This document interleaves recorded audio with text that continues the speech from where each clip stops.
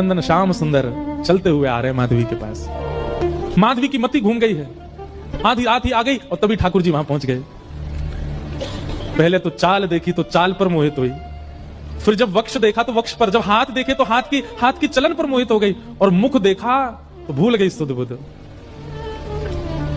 ठाकुर जी आए और आकर के मंद मुस्काए के बोले, हेरी गोपी उचाई नहीं पा रही, चल ले मैंने एक हाथ लगा दूं, उचाले याकू। और एक तरफ से माधवी ने मटकी पकड़ी और दूसरी तरफ से ठाकुर जी आकर के नन्हे से गोपाल जी ने जैसे ही हाथ लगाया मटकी उठने लगी। लेकिन मटकी पर नेक सहारा देते माधवी रख लेती, ऐसा नहीं।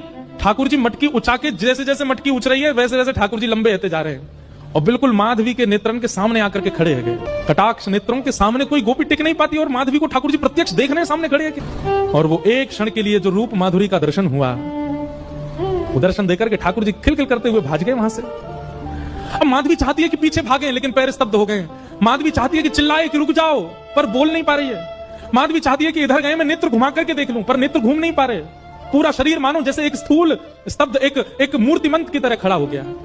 केवल नेत्रों से अश्रु गिर रहे हैं, कुछ नहीं कर पा रही, बेसुध है माधवी। वहीं खड़ी रही तब तक जब तक भोर में गोपियां जल भरने नहीं आ गईं। अश्रु जलों से जल पूरा वस्त्र भीग चुके हैं माधवी के। और तभी सब गोपियां आई, आकर के अरे ये माधवी ये पहले ही आ गई जल भरवे।